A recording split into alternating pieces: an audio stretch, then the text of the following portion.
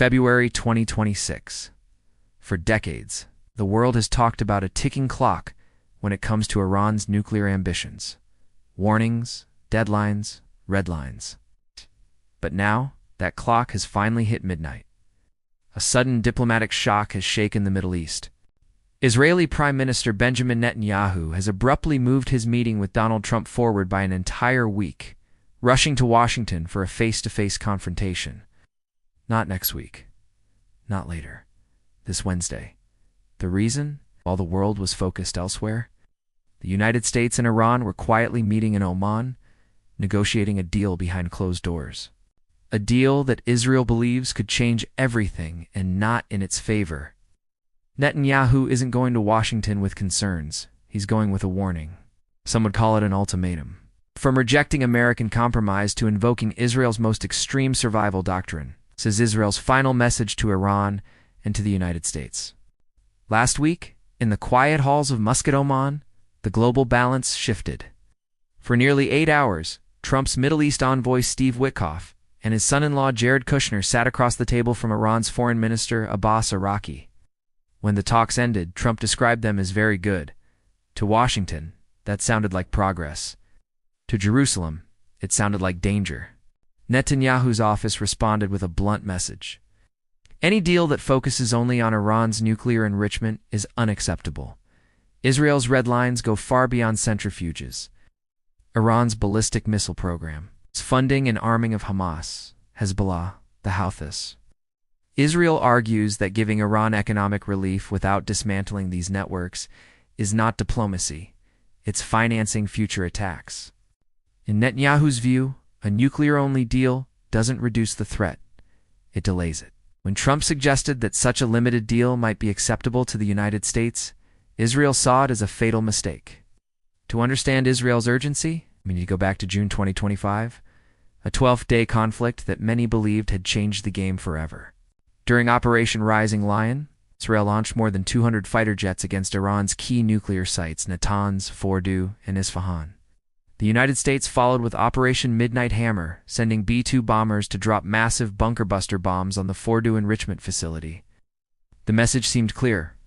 Iran's nuclear program was finished. But that belief didn't last. New intelligence reports now reveal that Iran has already repaired much of the damage. Missile facilities rebuilt. Nuclear infrastructure restored, stockpiles hidden, expertise intact. But the strikes hurt Iran, but they didn't stop it. And that's the core of Netanyahu's argument. Limited attacks didn't work. Limited deals didn't work. So why repeat the same strategy? This is where Israel's position becomes truly alarming.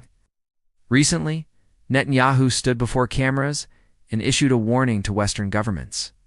He urged them to heed our warnings, implying that if Israel falls, the West will fall with it. Behind that message lies a doctrine rarely spoken aloud, the Samson Option, named after the biblical figure who destroyed both himself and his enemies. The Samson Option is Israel's implicit last resort. The idea that if Israel faces an existential collapse and is abandoned by its allies, it will respond with overwhelming nuclear force. Some analysts call this diplomacy through fear. Others call it survival. Netanyahu is now leveraging that shadow to pressure Washington. His demands are sweeping. No uranium enrichment at all. Complete destruction of underground facilities. Strict limits on Iranian missiles, just short of Israel's reach. This isn't about slowing Iran down anymore. It's about dismantling its power entirely. But there's another layer to this crisis, and it's deeply personal. Netanyahu is currently facing 3 criminal cases involving bribery, fraud, and breach of trust. Under Israeli law, a wartime prime minister is politically shielded from removal. Critics argue that Netanyahu needs constant crisis. That permanent tension delays trials, stabilizes his coalition, and keeps him in power. At the same time, American public opinion is shifting. Support for Israel is no longer unconditional. Netanyahu knows that U.S. backing may not last forever, so he's walking a dangerous line, pushing for independence from U.S. oversight while demanding that American military power solve. Israel's most serious regional threat. Is this about national survival? Or political survival? This Wednesday, when Netanyahu steps into the Oval Office, 2 worldviews will collide. Trump will speak in terms of pragmatism, risk management, avoiding another regional war. Netanyahu will speak in the language of survival. Red lines, second chances.